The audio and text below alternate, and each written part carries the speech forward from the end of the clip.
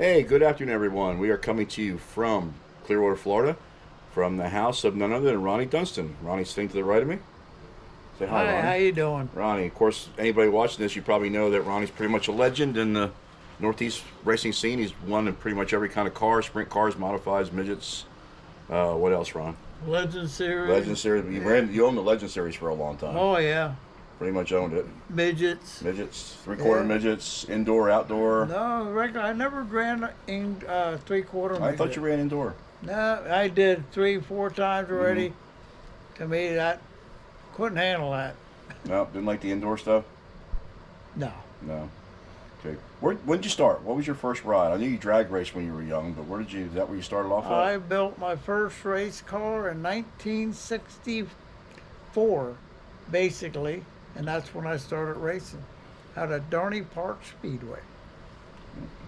1964, the year I was born. Yeah, Ronnie started racing. 21 years old. So it goes to show you how long, because I'll be 60 this year. So that's a long time. Yes, it is. And you raced at Dorney Park, and Yep, Darney Park was the first race. Then I went down to Grandview, so I was racing for about a year between Grandview and Darney Park. Saturday nights at Darney Park, and I think it was Sundays at Grandview. were you ever really a regular anywhere? Because I remember you like coming here and racing there. You come to Nazareth once in a while, and I'd see you at Flemington once in a while, and I'd see you at Reading once in a while. No, when I raced for somebody, I raced for them for the whole year. Mm-hmm. I mean, if I raced Flemington, I raced there for about 4 or 5 years, but I also raced at Reading at that time because we raced Fridays and Sundays at Reading and Saturday at Bridgeport or down in Flemington. When did you start transitioning from stock cars to open wheel stuff? At Reading with the modified to stock cars, and then I got a ride. Someone asked me when I was running up at Sealands Grove. Someone asked me at Williams Grove if I'd run their car at Sealands Grove. So I got into open wheel about that time. Mm-hmm. And you drove for some pretty famous people. Yes, I was very fortunate. Mm-hmm. I was fortunate. I got good rides, good cars. Everything was good there. I mean, I was very fortunate. Yeah, ran for Scats and. Yep, I ran for Scatsy. Oh boy, I mean, you name it. I remember you in the 2A for the Garretts. Yep, Walt You Garrett. ran the 2A for a while in the modifieds. Yep, then I ran Ken Hickey's car. Mm-hmm. I started racing midgets basically in Ken Hickey's car. And we won I don't know how many championships and features with that car. Mm-hmm. And then you subbed for Kenny Weld one night in Oh his car yeah, and won the feature. Kenny Weld had an accident, got his arm broke, and I was running for McMillan Engineering, and the rear went out of it or something. I forget what it was. And Weldy said to me, "Come on up here." And I went up there and sat in his car, and I guess I won my heat, and then I went out and won the feature. The car was a very, very good car. Let me guess, Kenny healed really quick after that. No, I ran it a couple times for him. Yeah, nice. Kenny Weld's a really nice guy, Oh yeah. unless he was working. If he was working, he didn't want to be bothered. You couldn't talk to him. He was. That's the way he was. When he was doing something, that was business. Oh, absolutely. Yeah, he was. That's the way he was. But well, you also worked in Texas for a little bit. Yeah, I worked for AJ Foyt for, I don't know, 6, 8 years or so. Mm-hmm. What's AJ like? Well, you had to watch what you say to him because, boy, he had a mouth. But hey, He still does. he was down to it, boy. I mean, Mm-hmm. if you needed something, wanted something, or had to do something, if he had something to do with it, it was done. Well, he told me that he wouldn't even let you order in a restaurant because he knew what you wanted. Oh, yeah. Yeah. Yeah, and then there he said, "You Yankees don't know what you want." So that was good. It was always And what'd you good. do? You drove his hauler for him? You worked in the shop? You did Yeah. some other work for him? Yeah, I ran, I was just trucky. Yeah. Stock car? The stock car side? Yeah. Yeah. With, The 14 Gilmore car, right? Oh, yeah. Yep. And And how long did you work for AJ? And after AJ, what'd you do? Oh, I run the Silver Crown, the Silver Crown. champ car, Yep. and I ran that when I was working for him too. I'd take the car and truck to a racetrack, and he'd make sure I got the guys on my pit crew. They'd take the car, and I'd wind up getting at the racetrack where they were at. And when you were running Silver Crown, Glenn had told me that you had an admirer, a young kid used to come and talk to you and couldn't wait for you to get in the pits. Yeah. And I think everybody's heard of this kid now, but who was it? Oh, yeah. Oh, Jeff Gordon, yeah. I'll tell you, he used to be there all the time. Very, very nice. I always thought, but boy, getting to speak to him and that stuff. Yeah. Great kid. Now look at him where he's at. Oh, yeah. He's done pretty I know well. out of Sacramento, went out there, first time he was running out there on the mile track. They told me from USAC, he says, all these new guys, explain to them what to do and how to do it. Right. And I did. I told him, take it easy. You got 75 gallons of fuel over the tail tank, and that's heavy. You go down to turn one, just, hey, you got 100 miles, 100 laps to go. You just take it easy and then race. Get it in. Well, he figured he's going to go down and win the first lap. He went down into one, backed it into the wall, and he was done for the day. He got better. Oh my God, yeah. But I mean, since then, he came up and told me, he says, boy, I should have listened to you. Nope. I said, well, I know I never did nothing dumb like that. No, none of us did. Oh, no, no. No, none of us did. We're all perfect. But out of all the cars you drove, what was your favorite? What was your favorite type of car to drive? I know it's hard to, because you drove so many and you had success on a lot of them, but. I like late models. I like late models, but open wheel, pretty good.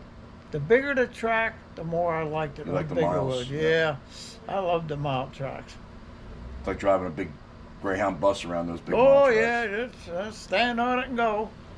Yeah, running about 200 mile an hour at the end of the straightaways, 180, 200, and then just take it easy. All in. And if you don't, You'll know. you'll be in the wall too. Okay. Hey, Ronnie, after you got done with your Silver Crown career, you decided to stay close to Pennsylvania, and you guys, one of the first guys to start running Legends in the Northeast. Yeah, we went and started that. Paul Weisel, I took it out and tried it, and we kept changing cars around, changing the suspension around. We actually got the cars running faster up here than they did down in Charlotte, where they originally started at. And we got to the point being so fast that they actually turned around and took all the cars and said the frames in your car is not legal no more. Everybody had to get new frames. There was some sort of pretty good deal that they gave them at 600 Racing for a new frame. We were going that fast anymore that if you crashed, the cages and everything was just folding and falling apart. You heard them. You heard them Yeah, because of speed. big They time. were made for that speed. Yep. Okay. So you guys pretty much out-teched your car. That's exactly what happened. It got out text. But yeah, I remember seeing Grandview in like a car looked like Harold Cope's one. Yes, that was in the very beginning. I And- ran that. And you and Jason Rochelle running with the Yep. red black car, I believe it was.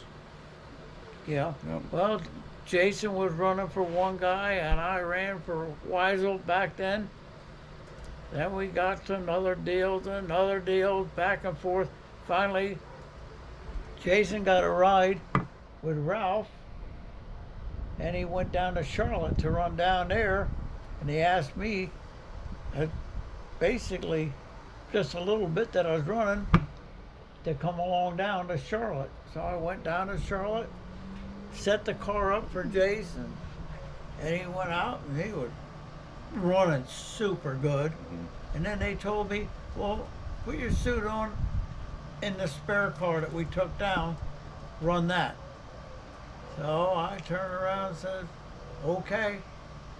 So that was set up the same way.